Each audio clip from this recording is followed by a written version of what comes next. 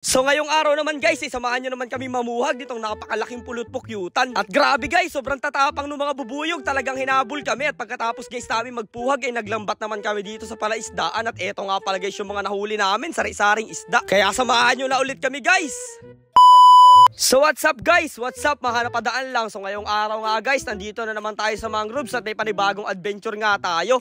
Dahil nga guys, habang naghahanap kami dito ng mga similya ng sugpo no nakaraang gabi at nangingilaw kami, may nakita kami guys ditong pulot pukyutan. Sabi nga guys yung nangyari, talagang pagkailaw namin doon sa taas ng puno ay naglalaglagan yung mga bubuyog. Kaya pinatay guys namin yung mga ilaw namin at dali-dali kami nagsitakbuhan. Sobrang dilim guys dahil nga hindi nakabukas yung mga ilaw namin eh, talagang bangga-bangga kami sa mga puno dito at sa mga puno ng sasa. Buti na lang guys, no medyo nakalayo kami, hindi na rin nila kami hinabol. Kaya nga guys, eto kinabukasan ay binalikan namin para bumawi. At eto guys, nagkabit na rin kami dito ng kulambo in case guys napatapang itong mga bubuyog at habulin kami, meron tayong matataguan. Tapos eto naman guys, kaibigan natin na si paring Romel, talaga naman guys full costume pa yan para hindi siya makisot nito. Kasi nakakatakot naman talaga guys tingnan, kung makikita nyo talaga namang sobrang laki guys nito mga pulot pukyutan na nakita natin. At napakarami mga bubuyog yan guys. So pag yan guys ang nakahabol sa inyo tapos nakisot kayo, paniguradong masakit at lalagnatin talaga kayo. At hindi lang yung guys, baka mamaga pa yung inyong mga muka. So bali nga guys, ngayong araw ay kasama rin nga pala guys namin si Nakabilas Vlog. Ayan guys, kitang-kita nyo naman na naka-costume din sila dyan at may sako pa guys sa ulo. At dito nga guys, sa part na to, ako na muna nag-video at naka-full costume din ako dyan guys na makapal na kapote para hindi guys ako makiso tapos nakatabon yung mukha ko. At yung mga iba naman guys nating kasamahan, nandun sila sa loob ng kulambo, talagang medyo nakakatakot daw kasi. At eto na guys, nung pinausukan na namin ay madali lang umalis dito yung mga bubuyog, pero nandito pa rin guys sila sa paligid, talagang ugong guys, parang may helicopter na bababa. Kaya maya nga lang guys, ay inakyat na rin kaagad dyan ni paring Romel. At eto nga lang pala guys yung mga pulot na nakuha namin, medyo kunti lang pero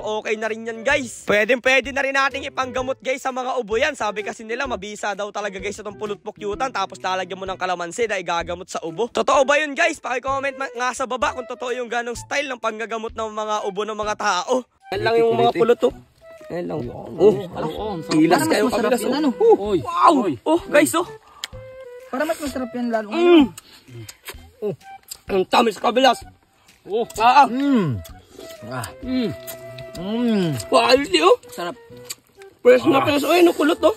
Sarap oh. Ito ang pulot to. Pagkatapos naman guys namin magpuhag ng pulot pukyutan ay nandito naman nga guys kami sa isang palaisdaan. At ayan guys, kita nyo, napakarami nga pala guys namin ngayong araw. At sinama rin guys namin yung mga kapatid ditong kaibigan ko. Ayan, sina Totoy Rodney at si Dayo. Dahil nga guys wala kaming pang-ulam mamayang hapon eh, syempre agad na rin namin naisipan na lambatin itong napakalaking palaisdaan.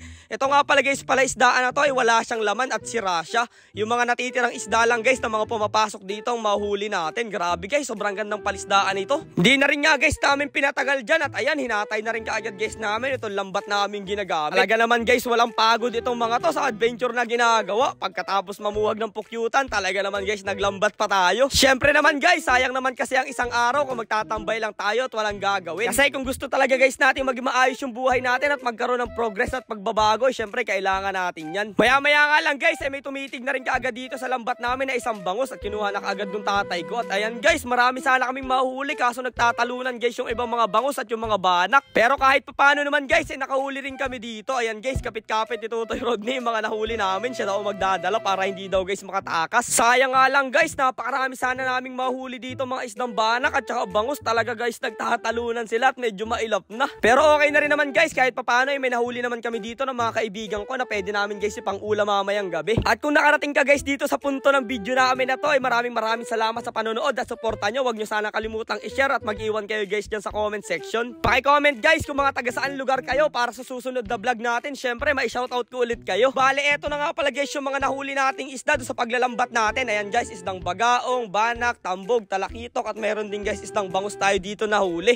Grabe, okay na guys ang pang-ulam natin mamaya. Kaya maraming salamat Lord sa lahat ng blessing. At syempre maraming salamat din sa lahat ng taong sumusuporta. Road to 1.4 million followers na tayo guys. Maraming salamat.